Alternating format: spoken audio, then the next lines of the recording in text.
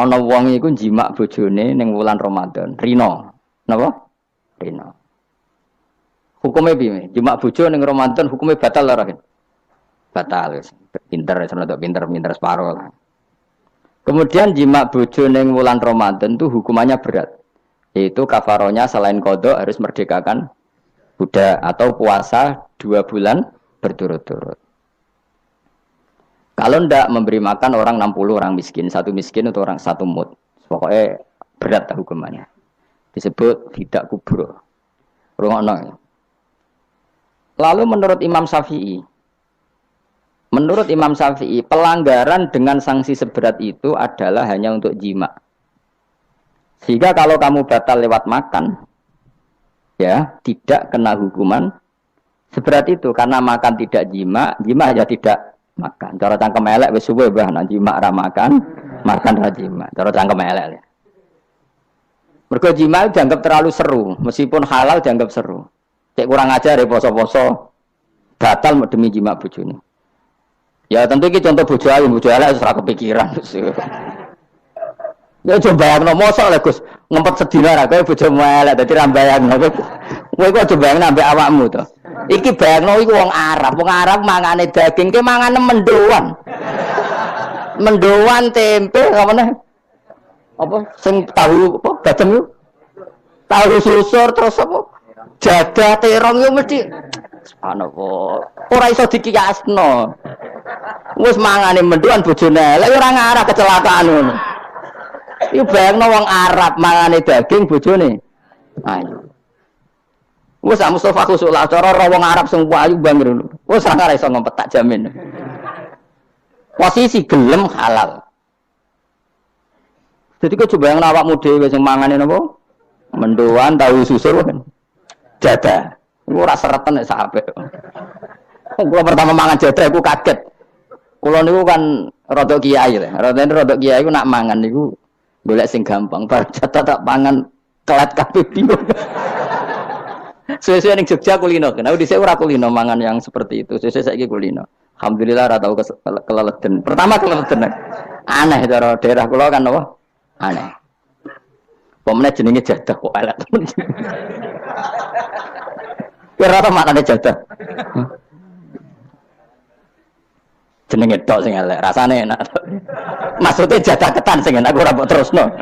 Oh, susah zaman hoax ini bahaya nek gak diterangno detail. Rungokno tenan iki tak latih alim ya, mergo ilmu barokah. Kula nu untuk barokah ulama-ulama sing pun kabundut maupun sing ijek sugeng. Rungokno. Sehingga cara Imam Syafi'i ya jima itu tidak makan itu tidak jima. Oke, kita setuju. Karena jima itu dianggap terlalu serem. Napa? Ya serem tuh misalnya begini, gue bertamu gue neruhin, terus mangan segone kan normal, terus pamit, kan nyelek kamar ya, gue jimak bojoku, kurang ajar tuh, tamu gue kurang ajar tuh, ya kurang ajar. Tapi cara pikiran Imam Malik, ini mazhab Maliki, kenapa hukumannya seberat itu? Kenapa hukumannya seberat itu? Karena hadku hormati Ramadan min ghairi udhrin syar'iyyin, melecehkan Ramadan, tidak menghormati harkat Ramadan dengan tanpa udzur yang syar'i. Sehingga kalau kamu makan mie atau makan sate atau makan jadah tanpa udzur syar'i, tanpa sakit, maka hukumannya sama. Karena dianggap melecehkan Ramadan tanpa udzur syar'i.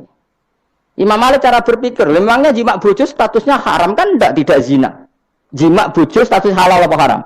Halal. Bedanya apa dengan makan? Kejima lebih mangan bedanya apa dalam hukum halalnya? Sama kan? Kenapa hukumannya berat? Padahal jima itu halal. Karena hadku hormati Ramadan min ghairi udzurin syar'iyyin, merusak kehormatan Ramadan tanpa udzur syara' sehingga dihukum seberat itu. Kalau gitu tidak harus jima, makan ya sama, rokokan ya sama, apa saja sama. Paham ya? Ya sudah seperti itu. Namanya al-hikin nazir bin nazir wal asbah bil asbah.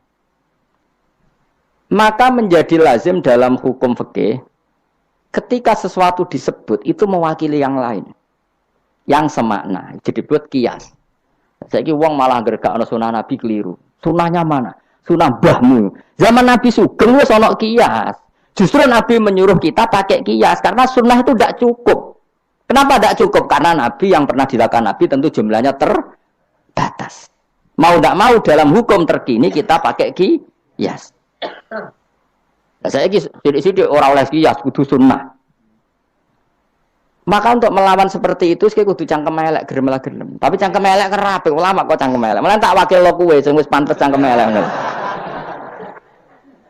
Kok di murid cangkem elek kan. Ya kok kowe ngene iku maksudnya ditakoki. Gimana hukumnya salaman setelah sholat? Oh enggak ada tuntunannya, bid'ah. Dari sing cita kubu sebelah mau corone. Dari sing santriku ya rada kurang ajar kok kowe ini. Dari santriku, ya enggak usah dihukumi bid'ah, biasa saja. Mana ada di fikih hukum biasa saja? Ya pokoknya biasa saja. Alasannya apa? Kamu setelah sholat ke kamar mandi boleh enggak? Boleh. Kamu setelah sholat kencing boleh enggak? Boleh. Ke kamar mandi kencing boleh. Lalu nyalakan HP boleh. Nah kenapa kalau salaman enggak boleh? Bedanya apa dengan nyalakan HP? Waduh cangkem elek. Cerita cangkem elek. Maksudnya itu akhirnya satu-satu yo satu-satu. Lah kula sebagai kecelok wong alim do takok aku, dua-duanya takok. Cara jenengan sepundi? Padha nganggure ya mrene ngono. Lah kok saged Gus ning dinggon argumentasi hukum kok ketemu pangeran debat ben pangeran sing mutusno. Karena niku padha lucune. Padha lucune lho wong padha nganggure debat ngono lha apa? Nek kowe wong parek pangeran, bar salat ben nguyu timbang nguyu ning masjid. Sing kepen salaman nggih monggo salaman. Ora mbek wong ayu mbek Rugen Mustofa ndak ape sahabat nang padha. Ya monggo. Sapi jagungan nggih monggo, wis biasa wae. Sementing nak bar salat bar salam wis aja salat meneh, engko salat ba'diyah. Jadi dulu Nabi malah nak bar salat mesti omong-omongan. Mergo kesunatane memisah salat fardu dan salat sunat. Maka lakukan sesuatu, di antaranya merubah tempat duduk atau ngendikan. Jadi dulu itu enggak terikat. Nah, iya, ngono iku jenenge qiyas. Kalau kamu bersolat, boleh enggak kamu setelah sholat nyalakan HP? Ya boleh. Boleh enggak setelah sholat nge-SMS orang? Ya boleh. Kok enggak dihukumi bid'ah? Kenapa salaman tok yang tersangka? Nah, itu qiyas. Tapi kalau terus mendingin berhubung sama-sama enggak ada dalilnya, milih yang enggak salaman. Tepaan pinggirnya kira cocok. Ya, tapi ada ngono jujur. Yang ini enak cocok salaman, ora cocok ora usah. Malah angel meneh kan hukum ngono kan. Tapi susahnya apa sih kita tidak ngomong seperti itu? Sing salaman yo keben, wong ini alam demokrasi. Sing ra salaman yo keben ya biasa wae. Wong bar salat itu perintah pangeran eling pangeran. Ya sudah. Ana sing eling pangeran lewat salaman, ketemu wong mukmin. Ana sing carane eling pangeran nduwi lu terus ngaca tasbih. Ana sing nganggo tasbih bid'ah, nganggo drijine. Ya monggo sementing aja misoi wong. Susah ya apa sih? Waras sidik, maksudnya ilmiah sidik. Nah sekarang saya tak bedai, kayak saya ini mazhab Maliki apa Hambali, apa Syafi'i, mau lah bedaan mau lah.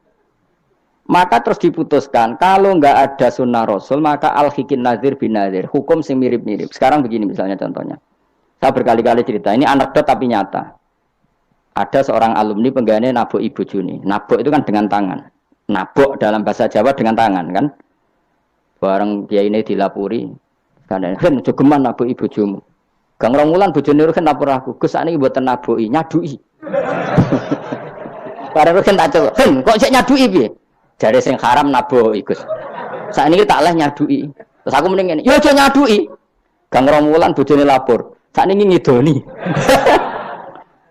Hanya karena terjebak tekstual, apa? Tekstual. Berhubung naboi tidak nyadui, kalau naboi haram nyadui mesti haram, itu terjebak apa? Tekstual. Coba kalau dia waras sedikit, makna haram naboi itu menyakiti. Saya ulang lagi, makna haram naboi itu maka nyadui juga sama, ngidoni juga sama, ngember nganti utang-utang tonggo yo sama, karena itu sakit loh perempuan utang-utang. Itu milih di cerdas ngono. Terus takoi, sunnah Rasulnya mana? Baru saya. Ya malah nak pangeran ngendikan ning wong tua mau fala taqul lahuma uffin. Jangan katakan hus, terus dia mendingin jancuk Bapak. Loh, kok muni jancuk? Kan tidak uffin. Waras to ora wong sing muni ngono. Kuwi sing muni ora lah.